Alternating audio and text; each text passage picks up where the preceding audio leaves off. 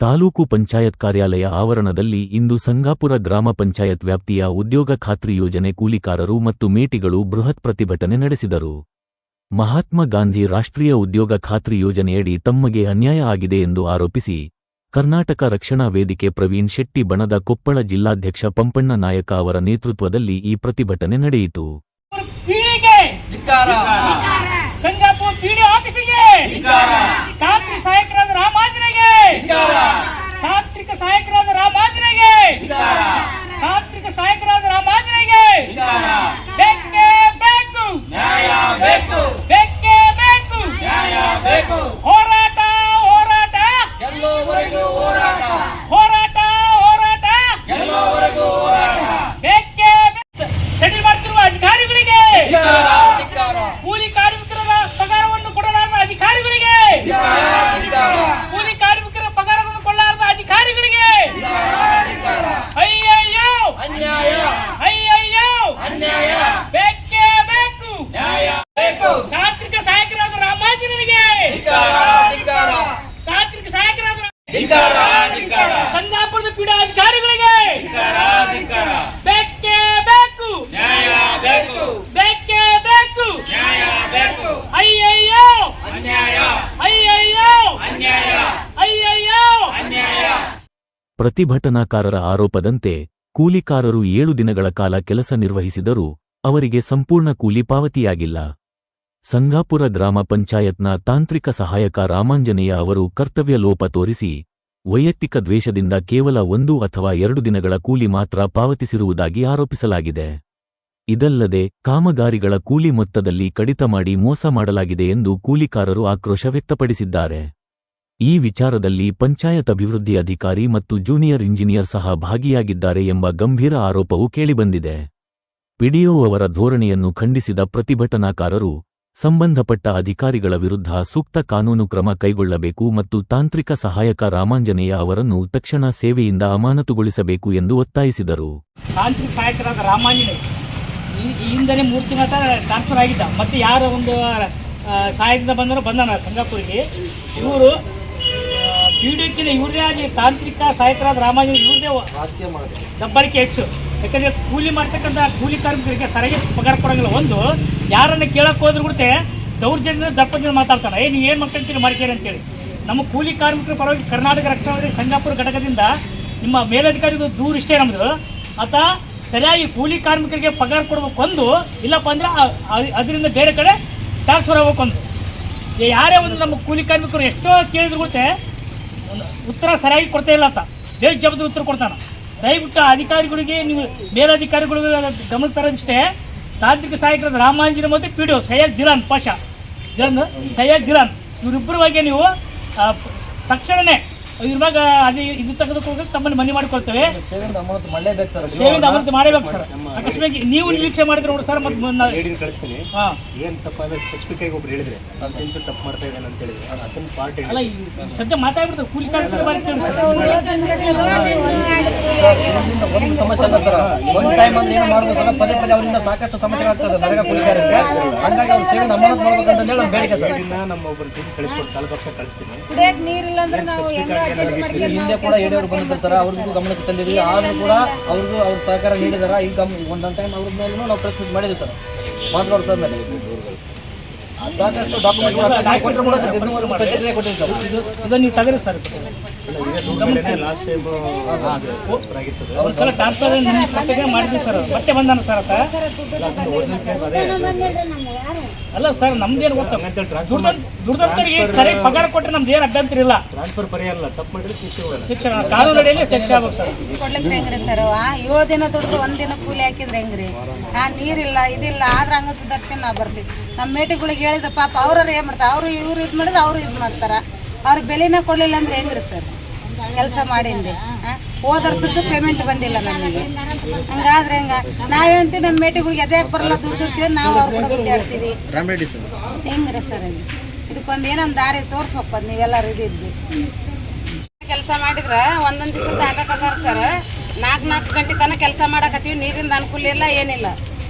4 ಗಂಟೆ ತನಕ ಬಿಸಿಲಾಗಿ ಹೆಂಗಿರ್ಬೇಕು ಹೇಳಿ ಜನ?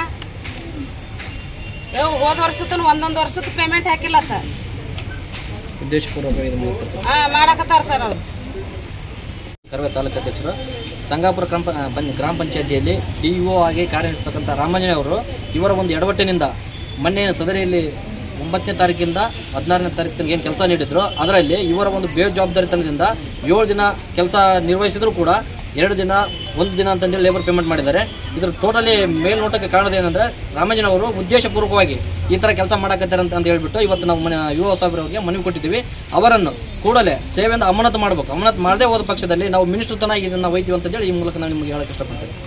ಸಂಗಾಪುರ ಗ್ರಾಮ ಪಂಚಾಯತ್ ಮೇಟೆ ಕೆಲಸ ಮಾಡ್ತಾಯಿದ್ದೀವಿ.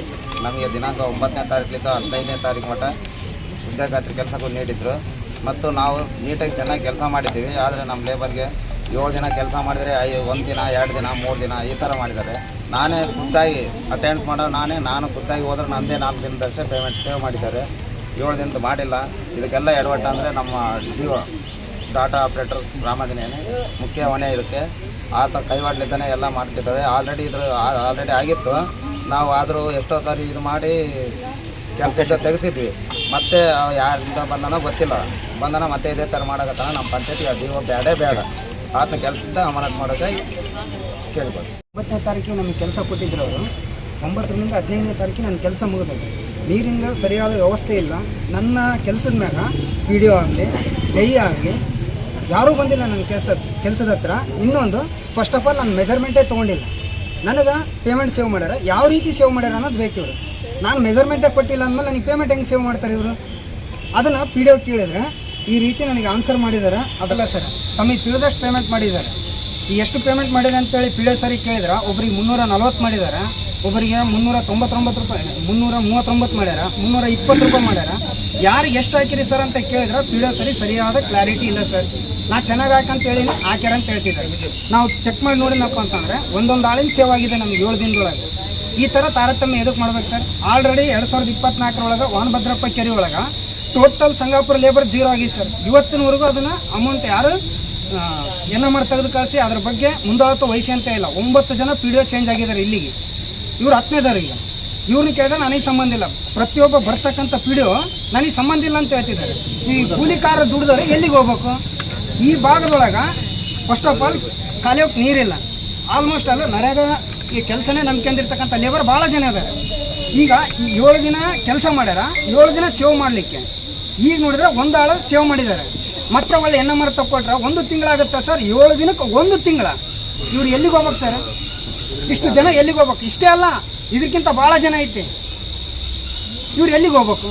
ಒಂದು ಅಮೌಂಟ್ 7 ದಿನದ ಸೇವ್ ಆಗಕ್ಕೆ 1 ತಿಂಗಳ ತೊಗೊತಿದ್ದಾರೆ ಇವರು.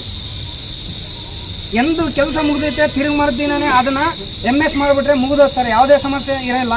ಇವರು ಕೊನೆಯ ಹಂತಕ್ಕೆ ತಂದು ಕಾಸಿ ಒಂದೊಂದು ಆಳು ಸೇವ್ ಮಾಡಿದ್ದಾರೆ ಇವರು. ಈಗ ಕೇಳಿದಪ್ಪ ಅಂತಂದರೆ ಯಾರಿಗೂ ಮಾಹಿತಿ ಇಲ್ಲ ಅಂತ ಹೇಳ್ತಿದ್ದಾರೆ. ಪಂಚಾಯತ್ ಒಳಗೆ PDO ಇಲ್ಲ, ರಾಮಂಜನೆ ಅವರಿಗೆ ನನಗೂ ಮಾಹಿತಿ ಇಲ್ಲ ಅಂತ ಹೇಳ್ತಿದ್ದಾರೆ, ಜೈ ಅವರು ನನಗೂ ಮಾಹಿತಿ ಇಲ್ಲ ಅಂತ ಹೇಳ್ತಿದ್ದಾರೆ. ಈ ಪೇಮೆಂಟ್ ಸೇವ್ ಮಾಡಿದ್ರೆ ಯಾರು ಅನ್ನೋದು ಗೊತ್ತಾಗಬೇಕು ಸರ್. ಇಷ್ಟು ಜನ ಲೇಬರನ್ನು ತೊಗೊಂಡು ಇನ್ನೊಂದು ಸಲ ನಾವು ಮತ್ತೆ ಧರಣಿ ಕುಂದ್ರಕ್ಕೆ ನಾವು ರೆಡಿ ಇದೀವಿ ಸರ್. ಇದುವರೆಗೂ ನಾವು ಕೆಲಸ ಮಾಡಿದ ಲೆಕ್ಕಕ್ಕೆ ನಮಗೆ ಪೇಮೆಂಟ್ ಆಗಿಲ್ಲ. ಜೈ ಅವರು ನಮ್ಮ ಕೆಲಸದ ಮೇಲೇ ಬಂದಿಲ್ಲ. ಫಸ್ಟ್ ಆಫ್ ಆಲ್ ನನ್ನ ಮೆಜರ್ಮೆಂಟೇ ಆಗಿಲ್ಲ. ನನಗೆ ಕೂಲಿ ಹೆಂಗೆ ಹಾಕಿದಾರೆ ಅನ್ನೋದು ಬೇಕು ಸರ್ ಅಷ್ಟೇ. ರಕ್ಷಣಾ ವೇದಿಕೆಯಿಂದ ನಮ್ಮ ಸಂಗಾಪುರ ಗ್ರಾಮ ಘಟಕದಿಂದ ನಮ್ಮ ಮಹಿಳಾ ತಂಡ ಮತ್ತು ನಮ್ಮ ಸಂಗಾಪುರ ಅಧ್ಯಕ್ಷರ ಒಂದು ತಂಡದಿಂದ ಸಂಗಾಪುರ PDO ಮತ್ತು ಅಲ್ಲಿ ಸಹಾಯಕ ತಾಂತ್ರಿಕ ಸಹಾಯಕರಾದ ರಾಮಾಂಜನೆ ಈಗಾಗಲೇ ಇವರು 3 ತಿಂಗಳಿಂದ ಟ್ರಾನ್ಸ್ಫರ್ ಆಗಿದ್ದರು, ವರ್ಗಾವಣೆ ಆಗಿದ್ದರು. ಮತ್ತೆ ಬಂದಾರ, ಯಾರೊಂದು ಬಲದಿಂದ ಬಂದಾರ. ಇವ್ರು ಏನಪ್ಪ ಅಂದರೆ ಕೂಲಿ ಕಾರ್ಮಿಕರು ದುಡ್ದಂಥ ದುಡ್ಡನ್ನು ಸರಿಯಾಗಿ ಕೊಡ್ತಾ ಇಲ್ಲ. ಯಾರು ತಮ್ಮ ದರ್ಪದಿಂದ ದಬ್ಬಳಿಕೆಯಿಂದ ಯಾರು ಮಾಡ್ತಾರೋ ಅವ್ರಿಗೆಷ್ಟೇ ಪಗಾರ ಮಾಡ್ತಾರೆ. ಅಮಾಯಕರಿಗೆ ಮಾತು ಕೇಳಂಗಿಲ್ಲ ಇವರು. ದಯವಿಟ್ಟು ಮಾನ್ಯ ಸಂಬಂಧಪಟ್ಟ ತಾಲೂಕು ಅಧಿಕಾರಿಗಳಿಗೆ, ತಾಲೂಕು ಪಂಚಾಯತ್ ಅಧಿಕಾರಿಗಳಿಗೂ ಗಮನ ತರಕತ್ತೀವಿ, ಮತ್ತು ಜಿಲ್ಲಾಧಿಕಾರಿಗಳು ತರಕತ್ತೀವಿ, ಮತ್ತು ಉಸ್ತುವಾರಿ ಮಂತ್ರಿಗಳು ಗಮನ ತರಕತ್ತೀವಿ.